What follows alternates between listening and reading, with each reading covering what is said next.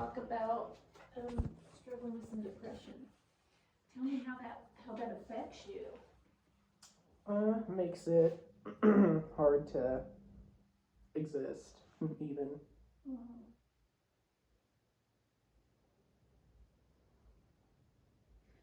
So, like, how does depression affect you? Does it, like, do you find it hard to get out of bed in the morning, or? Yeah. Oh.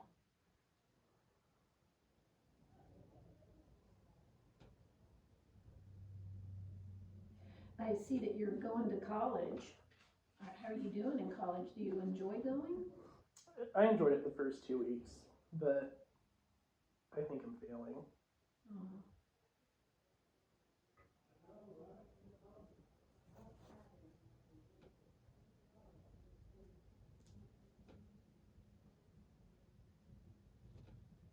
It is kind of hard to keep going and doing things when you're not enjoying it, right? Mm.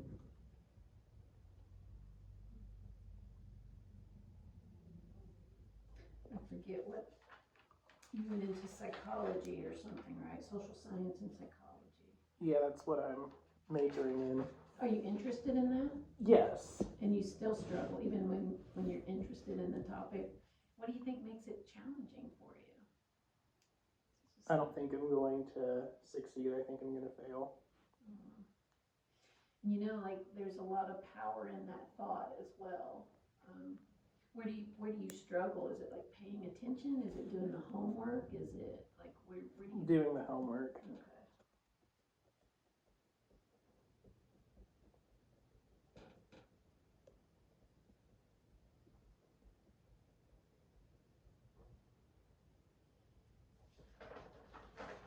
Tell me what a day of college looks like for you. Like, you wake up in the morning. Tell me a little bit about how a day goes like that. I wake up in the morning and I go to Quick Trip with my dad and get a coffee. And then I go to school. On Tuesdays I have 2 classes, and on Thursdays I have 3. I typically just sit there and listen, and then I go home. Do you take notes? Mm-mm.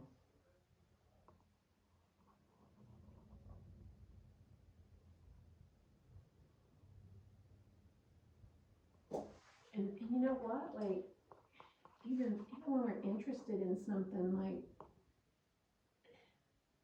it doesn't necessarily mean that that's what you want to do. You know what I mean? It's like, college, if I had to do it over again, I don't know, like, I would, to be here, I had to get a master's degree, but, like, I don't know that a college degree really makes you more intelligent, or, you know, does it open that many doors? I don't know. I can't say that it does anymore.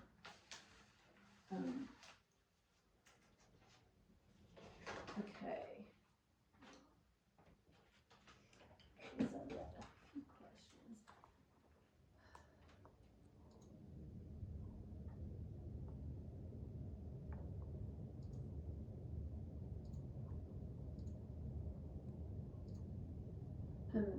Tell me a little bit about, these questions are about risk.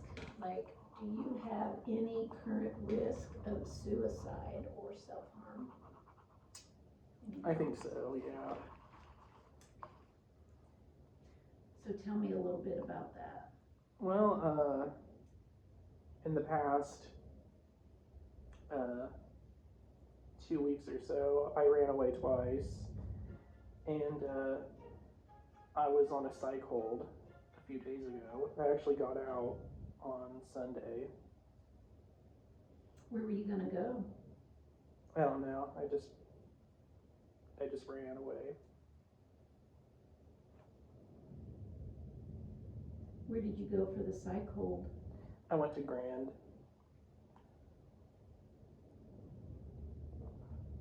I'm sorry it's such a struggle for you.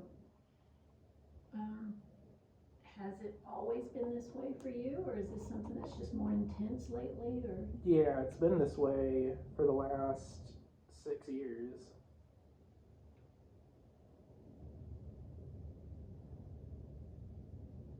It was really bad 8 years ago, but I got better. But then about a year later, I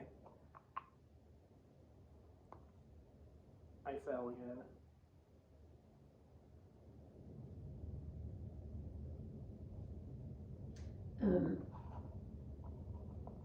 Tell me a little bit, what was going on in your life when things were better, and then what happened around the time that you felt like you fell again? Well, I was in my last year of middle school at the time. Well, in 2017, I got in a lot of trouble at home because I wasn't getting along with my step family, and there were a lot of arguments, and my dad didn't really know what to do with me, so I went to live with my mom, who I didn't see in a long time. And when I got back home, I think I went home too soon. I should have stayed with my mom longer because I got depressed when I came back home. I think this was in December of 2016. And I don't know, it was just, I felt really bad for getting in trouble. And I just felt like I was never going to do anything good. I was always going to make my family upset. I was always going to make them miserable. And I got out of school in May, and we were going to go to my grandmother's because my dad was really busy. And I broke a glass. I didn't even mean to. I was just clumsy and I broke a glass. And that was horrible because I was already dealing with depression and I broke something. Mm-hmm. So is that what started the first 8 years, or when you fell again? Well, that was when I tried to commit suicide for the first time. I didn't even have a plan. It was spontaneous. I went into my grandmother's medicine cabinet because she takes a lot of medication for different things, and so I don't even know how many pills I took. I just took as many pills until I felt sick, and then I fell asleep, and then they didn't know what happened. I didn't even tell them. They didn't know, and I didn't want them to know, so I just said that I was sick, and I vomited, and I didn't even go to the hospital or anything. It was a blur. My dad came home about an hour later, and then I fell asleep. And the next few days were very blurry. Yeah. And then I told my dad about a month later, and then So you nothing happened? Like you didn't go to the hospital then or anything? No, I guess I didn't take that many pills as I thought. I guess it was just enough to make me puke, not enough to really damage me. But I told my dad about a month later, and I went to see a psychiatrist in Tulsa, and I was put on antidepressants, and I was doing good for about a year and a half, but then my mom got involved with drugs in 2019, and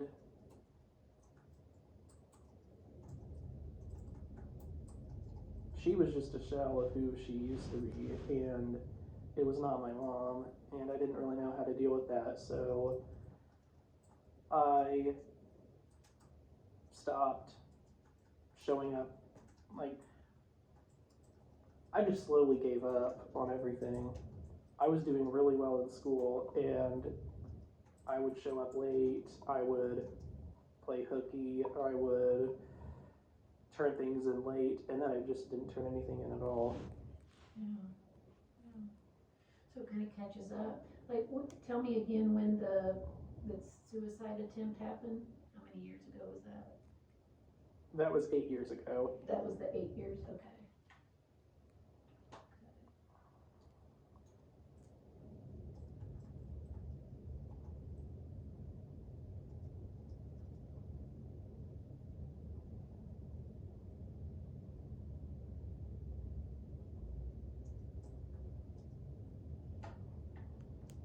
And then you said you got better? Yeah, for about a year and a half.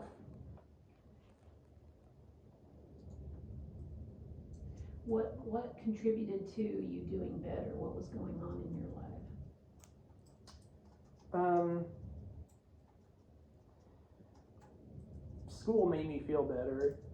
Going to school, I was actually interested in it, and I did get some gratification out of doing really well, getting A's and B's and stuff like that. Good. So that made me feel better. I was going to church every Sunday, and that did feel a bit better. And I had a good relationship with my mom. My parents were divorced for quite a while, Yeah. so it was a bit, I didn't really know what, I wasn't used to my mom. My mom moved to Bartlesville, I think, in 2015, I think. She would move back, she would move all over the state, so So she just wasn't very stable? no.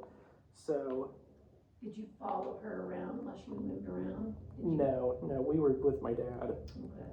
And do you live in Bartlesville as well? Yeah. But in 2018, she was living with my grandmother. My grandmother, my dad's mom, had let her stay there to be closer to us. So whenever I would go to my grandmother's house, I would see her too. Your grandmother lives here too? Yeah.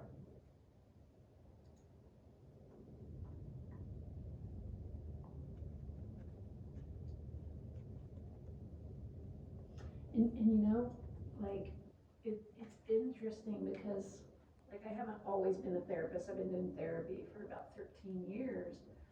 And when you come from nothing but dysfunction and divorce, like, the more I learn and the more I work with other people and whatever, like, you start realizing the wounds you carry and how they play a role in, like, the decisions that we make in our past and whatever. And so, like, there's such a thing as a mother wound and there's such a thing as a father wound, and I knew I had a mother wound, but I didn't know I had a father wound because my father was he's just a good guy, you know, he was very kind and loving, but I didn't get to grow up with him. But once I figured out that I had a father wound, like, some of my behaviors and choices in the past started making sense. And you know, it's like you're describing what would be a mother wound for a child. Like, you don't have to be a little kid to have a mother wound, right?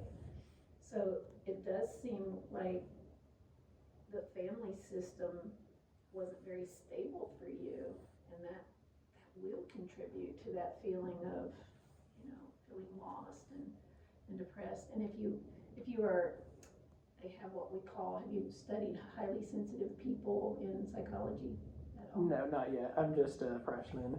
So they're doing a lot more studies on highly sensitive people, and, like, some people carry a high sensitivity to like the energy of others, or like very intuitiveness. Like, I don't know, it covers a broad spectrum of things. And if you're highly sensitive and you're taking in information in ways that you don't understand, it can feel like a mental illness, you know what I mean? So it's like the potential here is that you gain important information that helps you, like, understand yourself better, and then understand your reaction to these things, and hopefully, you know, like I said, I'm speaking through my lens. Like, it makes a huge difference when you say, oh, well, no wonder I have have this wound, and that's why I made those choices before, because when you're aware of your patterns and why you do some of the things that you do, or why you feel the way that you feel, you have the power to make different choices sometimes.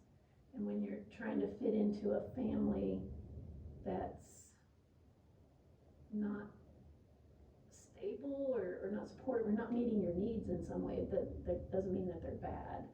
Like, it can make you feel unstable or unwanted or whatever and neuroscience tells us that our brain is really powerful. It goes to work to provide evidence for whatever thought you allow to linger. So if you keep thinking that, I'm better off not here, nobody loves me, whatever the thought is, the brain doesn't test it to see if it's true. It just accepts it for what it is, and it goes to work it's designed to make us safe. And so it doesn't want you to take risks, so it believes whatever you allow to linger there. And there's a lot of power in knowing that too.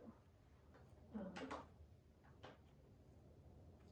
don't know, does that make sense? Yeah. I tend to ramble that's sometimes okay. when I get excited about sharing something, because I don't want you to be in your 50s and figuring those things out. Like, it's awesome that you're here and working on these things now, because I promise you, you've got more value and more potential and purpose to be here than what you're experiencing or what you're believing right now. But like, I can see that, and not to pass judgment or anything like that, but you haven't had the support or the stability that would make it feel safe to put you first, or to believe that you have a place. Tell me a little bit about like your daily mood when you're struggling with depression. Tell me how that presents in your life. I know you said that it makes it hard to exist and to get out of bed, but how else do you struggle in a day? I don't want to be around other people. I want to be alone. Because I just can't take being with other people.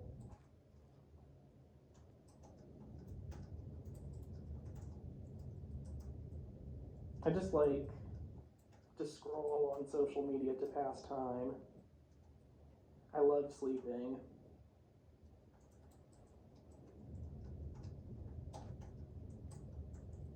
Like, I'll sleep the entire day and I won't even care. Because I don't really see a point in being awake anyway.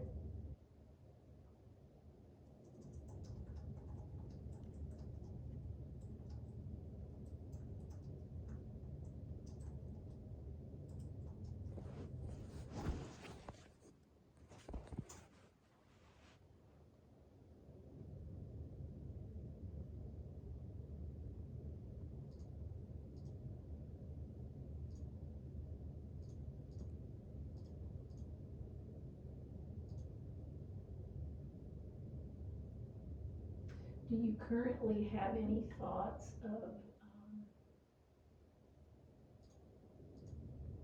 suicide currently? I just think about what it would be like if I disappeared or was gone, but I don't think about killing myself.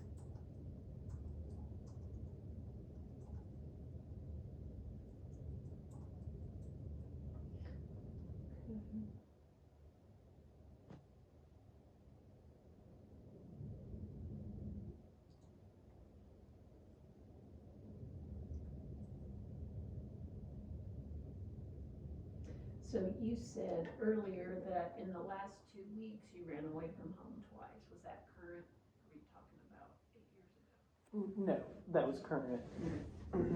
Where do you go when you run away? I just walked for a long time. I don't even know where I was going. I just walked, and I got tired. So, there was a bench near Scooters, so I just sat there for about 30 minutes.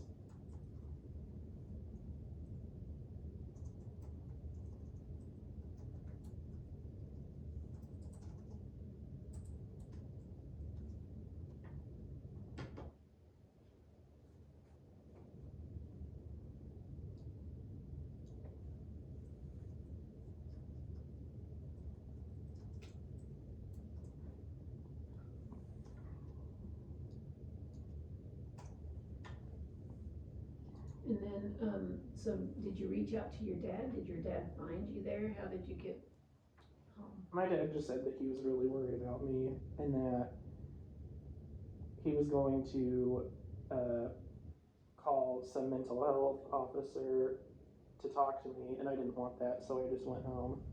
I'm so sorry that you're struggling with that.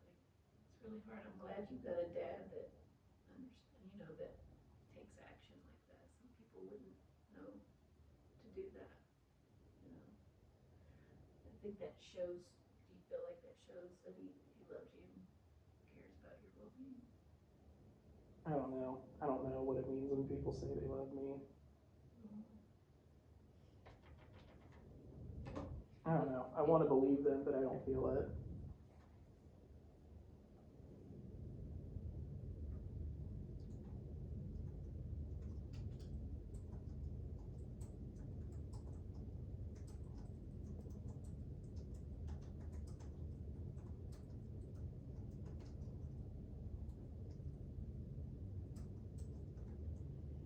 What makes it hard to believe what they say? Their actions don't line up with what they're saying. I don't know. I guess I'm just not convinced. I don't know what it would take for me to believe them when they say they love me.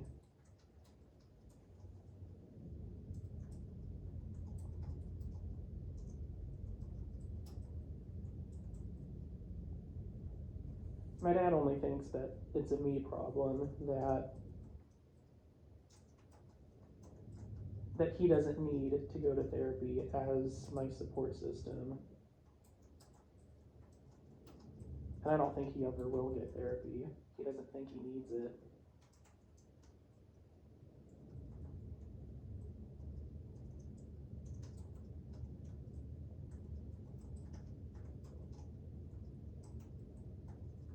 But it would make a difference for you, wouldn't it, if he showed up with you?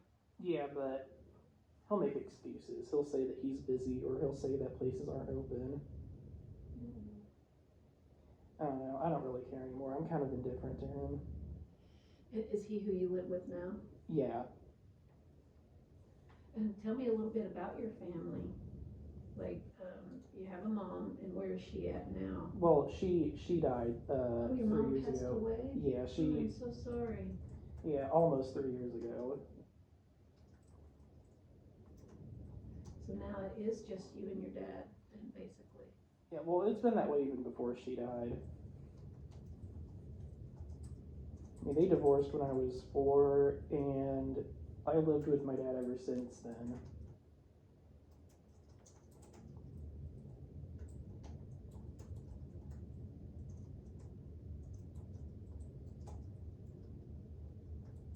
I mean, because my mom, she couldn't really handle it. I mean, when she would take us to school, she would always be like 30 minutes late, and her house would always be filthy. And she would always be behind on everything, on her rent, on whatever payments there were. She could barely make enough money, so they were never going to let us live with her. Do you have siblings? Yeah, well, technically I have 3. I have one that I'm not really close to. He was my mom's first child, but it was from a different marriage. So kind of a half brother. Yeah, but I have 2 siblings with my mom. I have a sister. I'm not really too close with her, and I have a brother, and he's in college in Stillwater, so we don't really talk that much.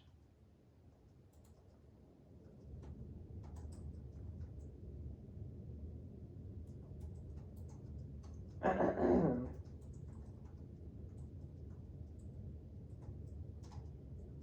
has to feel a little lonely, a little quiet. I'm so sorry. You mentioned one time about like being active in church. Well, I wasn't really active. I just went every Sunday, and then I went home. I did get involved in a different church in May Did of that this year. make any difference for you? It did, but I don't know. I don't think I gave it much of a try. I kind of just gave up after about a week.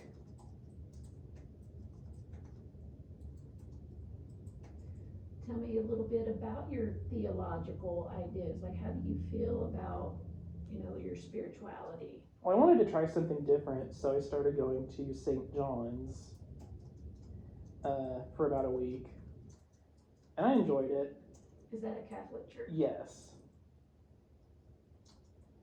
And I enjoyed it, but I don't know, I don't know what it is. I just give up on everything. I don't even try anymore.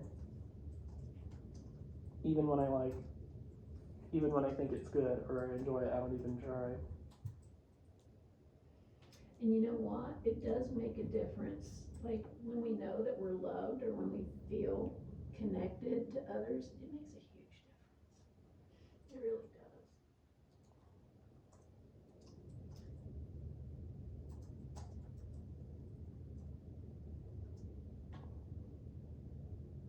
So overall, like, what are your thoughts about spirituality or religion? Do you believe in a higher power? Do you believe in, as a Christian, like, what's your thoughts? Yes, I do believe God loves me, but I don't know. I think he's pretty ashamed of me, and he probably should be. I promise you, he is. There's nothing that you can do. There's no place too far or too dark that would ever make him change. It would ever make him change how he feels about you. It's unconditional. And I'm a parent, and I mean, I can't even come close to the level of love that he has for you. And I feel that way about my daughters. So, in my personal life, I'm telling too much, but like, That's okay. my personal life, I was in my 40s before I understood how much he loves me. And because I got raised in a home where there was a lot of judgment, like I said, divorce and dysfunction, and my mom, like, she's not a horrible person, but it's just not healthy. She has her own issues and whatever, and like, she will never let you live down your mistakes. And so, like, oh my gosh, I'm a horrible person, if my own mom can't see the good in me, like, God surely doesn't want to hear from me. And I'm telling you, I made horrible choices and mistakes, and I wasn't much of a prayer because I didn't think he wanted to hear from me or care about me. And so in my 40s, surrounded by people who have all these answers about, like, how did you know that was the person you wanted to marry? Well, I prayed about it. How did you know that blah, blah, blah, blah? Well, the answer was always like, I asked God and whatever. And I was like, it just doesn't happen for me. Like, and my friend, she said, pray to him, ask him how he speaks to you. And I'm telling you, I've never done that. I never even thought to do that. Like, just to have a conversation, ask him for anything, it's kind of like, didn't feel like I had the right. But when I did, I poured my heart out, and I just wanted to know how he speaks to me, because, like, everybody else was so confident. And what came to mind first was, like, things that I did that got in his way, like choices that I made or whatever. So I went about making those corrections and, like, undoing those things, and then whatever. And then it was like, it just came in what do you call it, line upon line, precept, like it just, little by little, he didn't like answer my prayer like a meat, I mean, he gave me little nibbles. And then I would get these promptings, like one that was really important, that was really eye-opening, is just I had this strong desire at 4:30 in the morning to text my friend Denise and tell her how much I loved her and I was so grateful that she was my family. And then I realized what time it was. I felt bad about texting her, but the prompting was so strong. And later when I was driving to work, it was a few hours later, I get a call from her and she's crying. And she's like, my son just disowned me and I was just heartbroken. And she goes, I was just crying, and then I got your text. And she goes, I realized family doesn't necessarily mean blood. And like there were little things like that. It's like, oh, so like he sometimes, like any generous prompting or thought is probably of God, you know. So long story short, like it was just this long process, maybe like over a year and a half, and maybe even still now, like, but the final key was like, he speaks to me sometimes just like, I just know things, like you don't know how you know, you just know things. But he could hand me the answer on a silver platter and I'd be like, I'm not worthy of this, is this my imagination? Like I would second guess it. And he finds ways to answer my prayers or to, you know, reach me in ways that I can't find any other reason than to say, hey, you know, you see me. And the most profound thing was that he, a friend of mine told me her dream, and I've been praying about something, and she says, Toni, I had a dream about you last night. She told me her dream, and it was the answer that I needed. Like it was really, and I felt so loved because like he will go to that extreme to hear you or to answer your prayer because he wants you to know that you matter, but you kind of have to invite his help or invite him in. Because I look back now and I realize that he was sending me answers and he was showing me love in ways that I wasn't noticing because I wasn't looking for it in that way. But when I did pray about it, like, you know, he wants to answer your questions. He wants to give you your, you know, like in this hardship, this struggle that you feel, like what if that is the thing that opens the door for you to understand who you truly are and how loved you are, because you can't get a whole lot lower, you know. And that's when I find when I'm at my humblest or at the darkest, like we look up. There's nowhere else to look. So I hope that you can hold on to a little bit of hope through this, because you're not alone, I promise you. Well, thank you, and I will try. Okay. And you got me, like I know, it's like,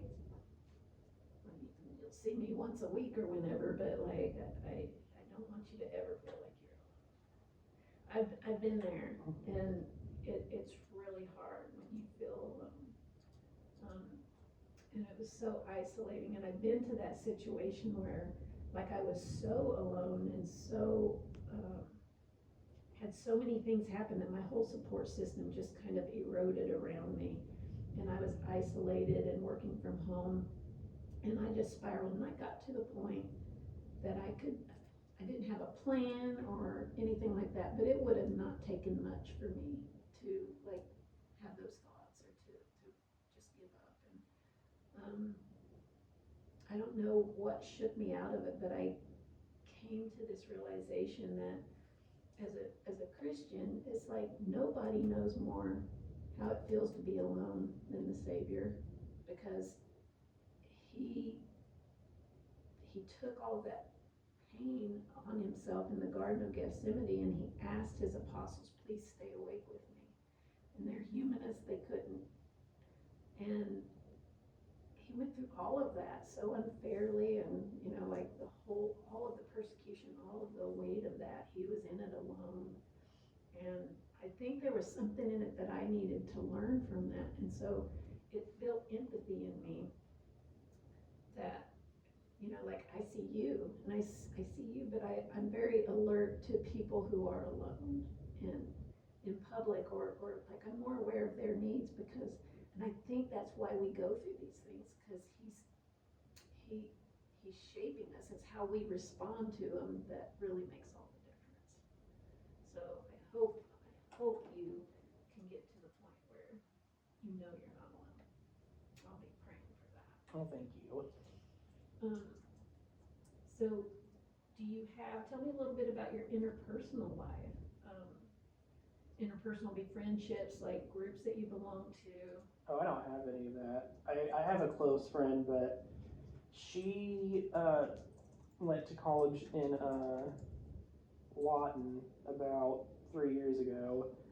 So we text sometimes. It's been a while since we actually met in person. I think the last time was 2 years ago.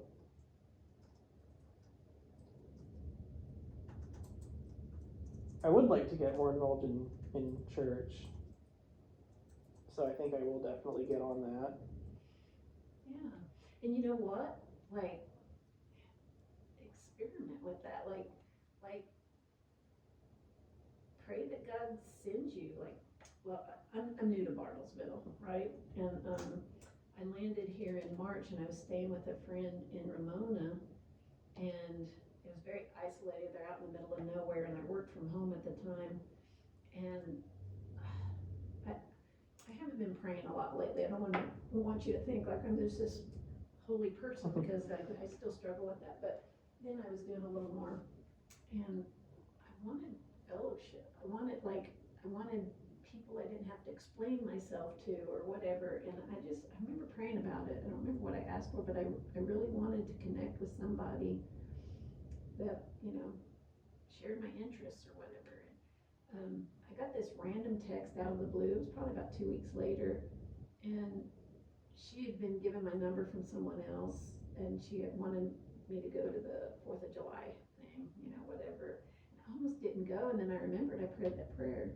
And that friendship, it was an instant friendship. And not only that, like I got connected to other people through her friendship. And I didn't recognize it for what it was at first, and then I look back and it's like, yeah, like he answers our prayers. And I want you to experiment with that. Like, tell him, there's nothing that you can do, there's no place too far, like, that would ever make him ashamed of you, or not love you, or whatever. He is always there. We're the ones that turn away from him. And I'm speaking from experience, because like I ran from him and did all kinds of stuff, and then I was ashamed, and then I wouldn't pray to him, and then I, you know, feel bad about myself and make excuses, but it was all me. He is always there. And I'm not just saying that, I'm saying that from experience.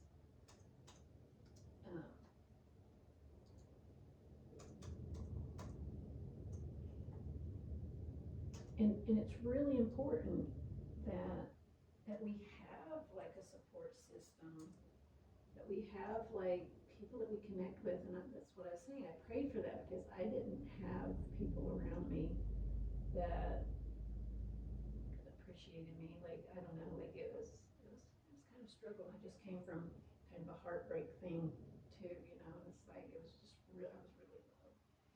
So he hears your prayers, and he will answer it. You just have to like be aware when they come, and it'll happen in miraculous ways sometimes, or in unexpected ways, but he always hears you. So you're enrolled at, sorry, I got a lot of questions to ask you. That's okay. Little Rogers University. Rogers State University. Rogers State, is it? That's a cool college too. I'm really behind. Aww. I don't even want to open,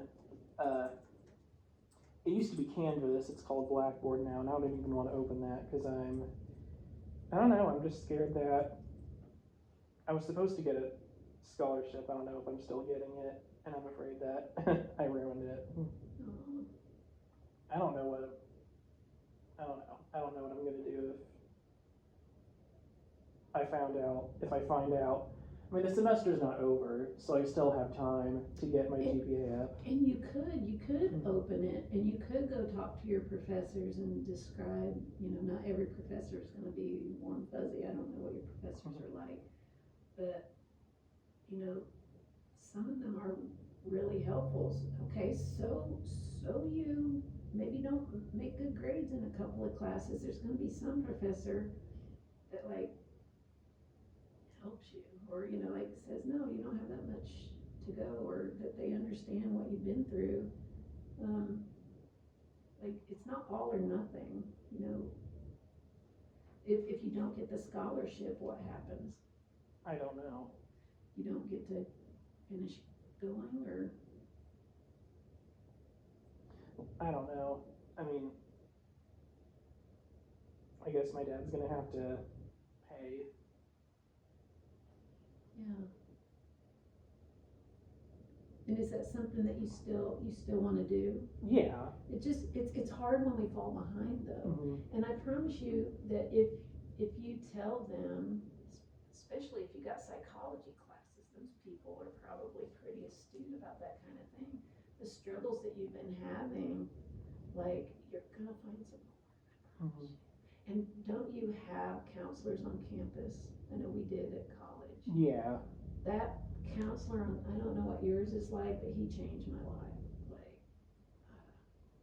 And take advantage of all of those things, especially because you're interested in that. To become a counselor, do you know what I was before I went to get my master's? I was a freaking graphic design major, journal